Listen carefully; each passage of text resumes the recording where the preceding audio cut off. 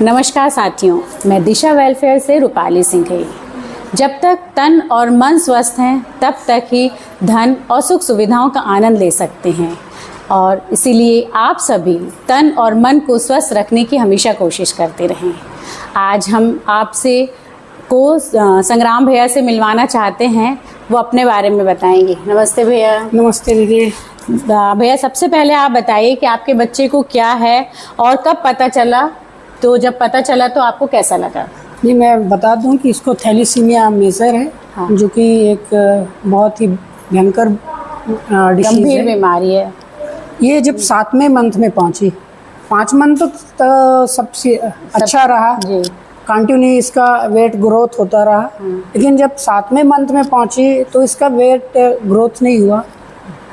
Feeding वगैरह भी कम करने लगी और इसके होंठ वाइट होने लगे। अच्छा। यहाँ तक कि हाथ की गद्दियाँ भी सफ़ेदीपन होने लगे। दीदी बोली कि जाके इसको डॉक्टर के दिखाओ, क्योंकि हमारे पास ये पहले ही बच्ची थी, हमको बच्चे पालने का कोई अनुभव नहीं था और ना तो किसी ऐसी गंभीर बीमारी का सामना करने का कोई आइडिया नहीं था। फिर हम इसको डॉक्टर के पास लेके गए। अच्छा। उन्होंने इसका जब गद्दियाँ देखा, कंडीशन देखा, तो उन्होंने प्रिस्क्राइब किया कि ऐसे इसको कोई ब्लड से रिलेटेड बीमारी हो सकती है। तो मुझे पहले ऐसा लगा कि कभी कभी बच्चों में खान पान से भी एनीमिया हो सकता है, ब्लड की कमी हो सकता है। फिर इसका इलेक्ट्रोफोरेसिस कराया गया, बाहर गया, वहाँ से 1 हफ्ते बाद रिपोर्ट आई। उसमें क्लियर हुआ कि इसको थैलीसीमिया मेजर के लक्षण हैं। अच्छा। उस टाइम इसका हीमोग्लोबिन 5 ग्राम चला गया था। सडनली डॉक्टर ने प्रिस्क्राइब किया कि इसको 100 ml ब्लड ट्रांसफ्यूज़न किया जाए। ब्लड ट्रांसफ्यूज़न होने के बाद इसका हीमोग्लोबिन 8.5 ग्राम पहुंचा। एट दैट टाइम सर ने बोला कि इसको अभी 15 दिन आप ऑब्जर्वेशन में रखिए कि अगर इसका हीमोग्लोबिन इससे डाउन होता है तो फिर आगे कुछ करना है। हाँ, तो मतलब आपको पर जब ये पता चला कि इसको थैलेसीमिया है तो आप लोगों को कैसा रहा, कैसी प्रतिक्रिया थी? इस बीमारी के बारे में पहले कभी सुना था? जब ब्लड लगा इसको 15 दिन, हमको तो ऐसा कभी ऐसे बीमारियों से हमारा पाला नहीं पड़ा। हाँ। तो उसके बारे में हम सोचते नहीं थे। आफ्टर दैट जब इसका दोबारा हीमोग्लोबिन डाउन हुआ, हाँ, तब हमको लगा कि नहीं, इसको वाकई में थैलेसीमिया है। उसके बारे में मैं डॉक्टर से भी बात किया तो डॉक्टर से उतना समझ में नहीं आया, क्योंकि ये पहला हमारा अनुभव था। फिर नेट में जाके उसके बारे में जानकारी ली। जब वहाँ हमको पता चला कि ये कितनी खतरनाक और कितनी भयंकर बीमारी होती है, तो मानो पैर के नीचे से जमीन ही खिसक गया।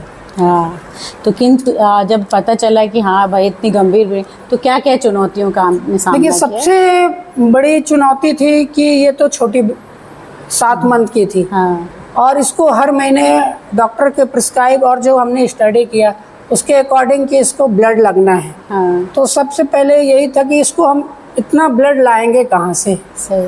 फिर जब पहली बार इसको बीटी होना था तो उसके पहले जेल को फिट होता है।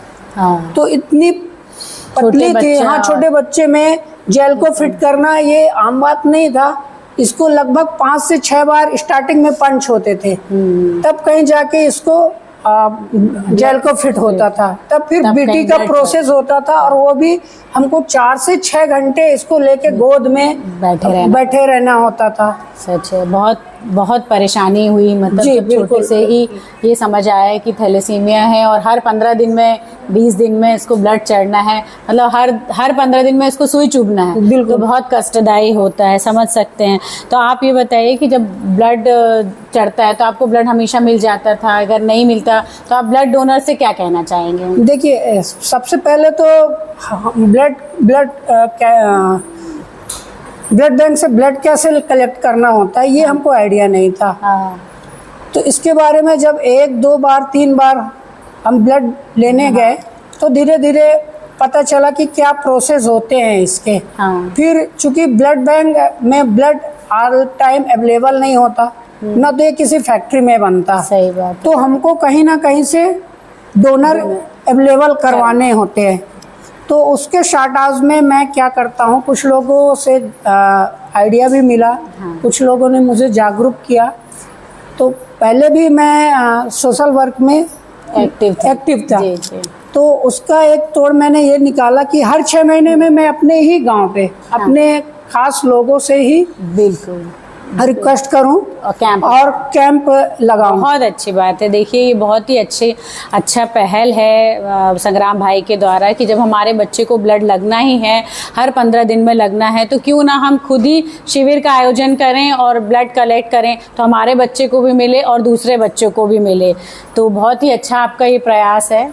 तो और ये बताइए कि आप समाज से और सरकार से इस विषय में क्या कहना चाहेंगे? मैं सबसे पहले समाज से यही कहना चाहूँगा कि अगर स्पेशली ब्लड डोनरों से, कि अगर आप ब्लड डोनेट करते हैं तो आपको किसी तरीके से कमजोरी नहीं आती और आपके एक ब्लड डोनेट करने से लगभग 3 लोगों की ज़िंदगी आप बचाते हैं। बिल्कुल सही। पहला काम तो ये।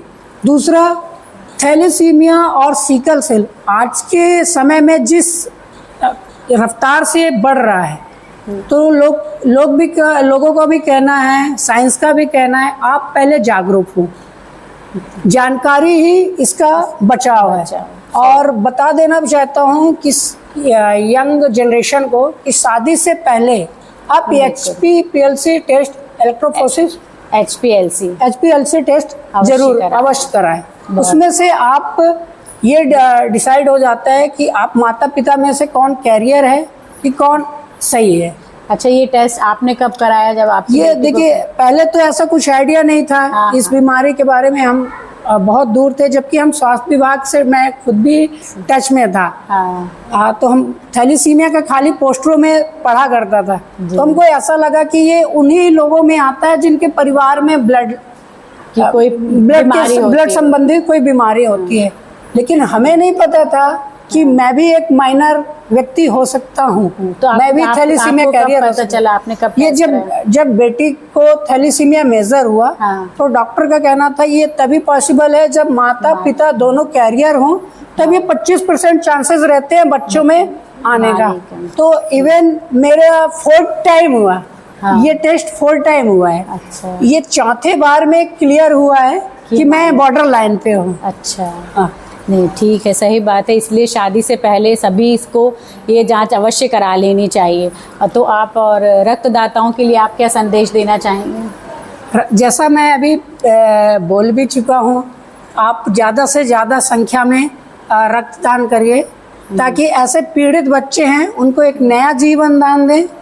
और साथ में जो हमारे रक्तदान करने से और लोगों की जान बचती है, 3 अदर बच्चों की, तो ऐसे कंटिन्यू आप रक्तदान करते रहिए। जैसा कि भैया ने बोला कि जागरूकता से ही हम इस बीमारी को रोक सकते हैं, तो क्या आपने इस जागरूकता के लिए आपने कुछ किया है या आपने लोगों को जागरूक कर रहे हैं? और अगर आपके घर में दूसरा बच्चा अगर आपने प्लान किया है तो उसके लिए आपने क्या किया, वो भी आप हमारे दर्शकों को बताइए।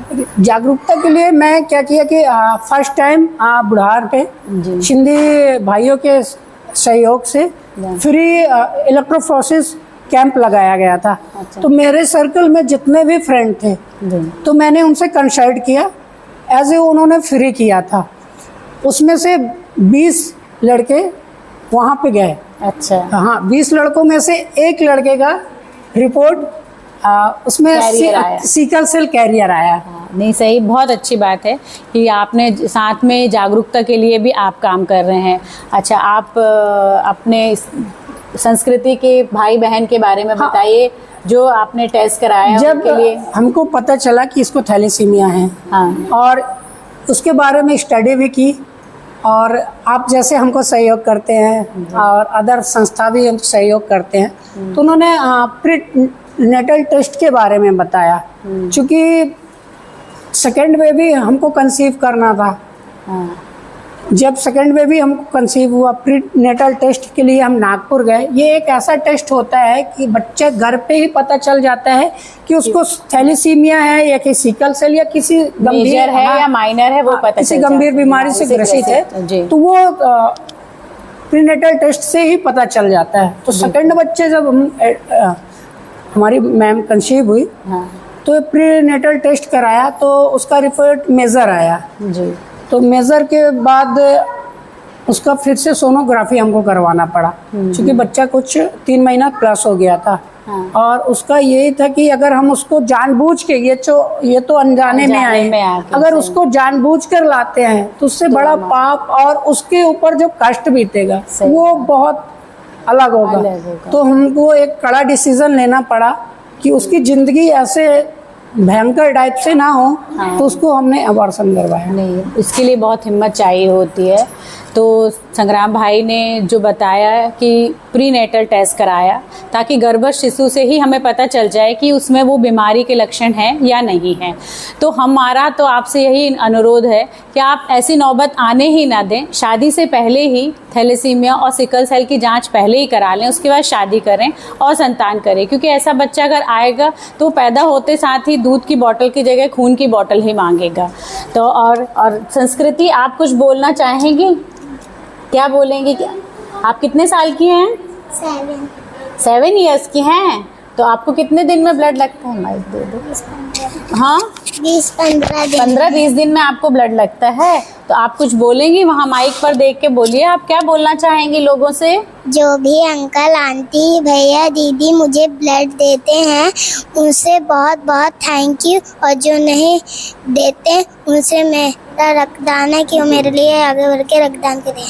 थैंक यू बेटा। देखिए, संस्कृति बोल रही है कि जो भी अंकल आंटी भाई बहन मेरे लिए रक्तदान करते हैं उनको बहुत बहुत थैंक यू, और जो नहीं देते हैं उनसे निवेदन कर रही है कि उसके लिए आगे आएं और रक्तदान करें, क्योंकि उसके जैसे बहुत सारे बच्चे हैं जिन्हें 15 से 20 दिन में रक्त की आवश्यकता पड़ती है।